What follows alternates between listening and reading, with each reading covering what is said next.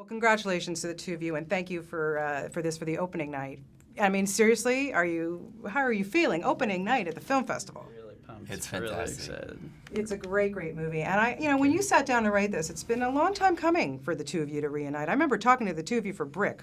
Okay, we go way back. And when you wrote this with him in mind, I mean, really, how did you know he was going to be able to pull it off? I didn't. I was rolling the dice.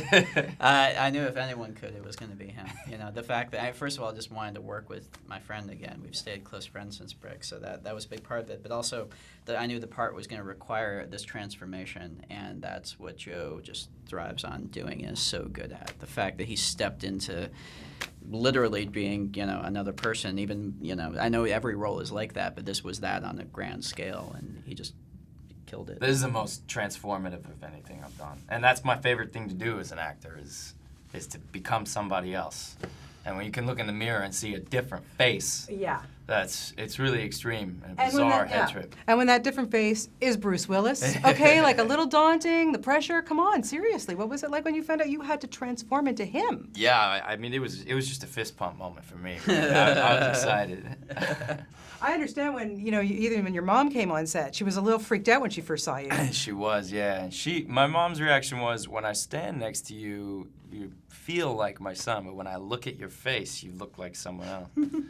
And one friend of mine who came on set, he just didn't want to talk to me. He was like, no, this is disturbing. I can't talk to you. I mean, really, you even got, there was a scene I remember when you're just like this. You had Bruce's nod. Really, it was freaky to watch that. Excellent. Was it important for you to make sure that he had spent time with Bruce, or what was that transformation like? Yeah, it was essential. Yeah, we just spent time hanging out, going to dinner, and also Bruce recorded some of his monologues on just an iPod and sent them to Joe so he could listen to how he did them. The thing is, though, I mean, more than that, I knew that Joe was going to bring a life all his own to the character. It's not just an imitation. I mean, that's part of it, but the fact that it's a living, breathing character who you believe could be a younger version of the Bruce that's on screen, as opposed to playing a young Bruce Willis.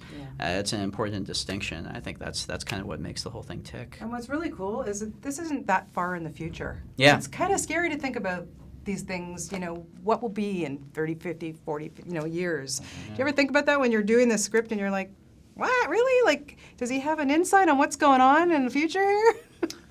Yeah, I hope think not. I hope I don't. Yeah, it's true.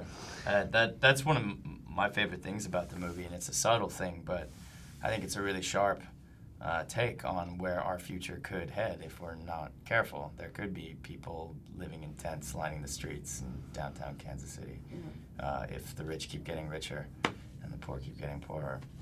And again, that's not really something that the movie even talks about. It's just something you might notice in the background if you're paying attention. Very subtle, exactly. I really like how he did that. He didn't hit you over the head with it. Everybody knocks it out of the park, but Emily Blunt, man. Yeah. Wow! Yeah. How did you think of her to play this badass Midwesterner? I had wanted to work with Emily for years. I mean, she is one of those actors who just anything that she's in, she just surprises you with every choice that she makes. And so I mostly cast her to see what she was going to do with this part. I cast her in order to be surprised by her. And I was. She's like, it's very different from anything she's done before, I think. Yeah. You're about to jump into the directing foray. Oh, I can hardly wait to see what you're going to give us because you're such a talent. You have worked with such amazing directors, the Christopher Nolan, on and on. What's the most important thing that you've taken from these men, and what are you going to put forward in your film?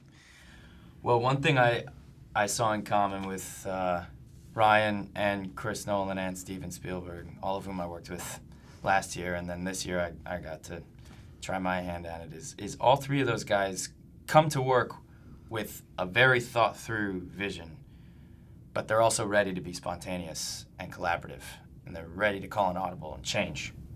And that kind of flexibility in combination with a solid vision is, I think, the balance that one of the things that makes a great director. I have no doubt you are going to be a great director. Oh, thanks.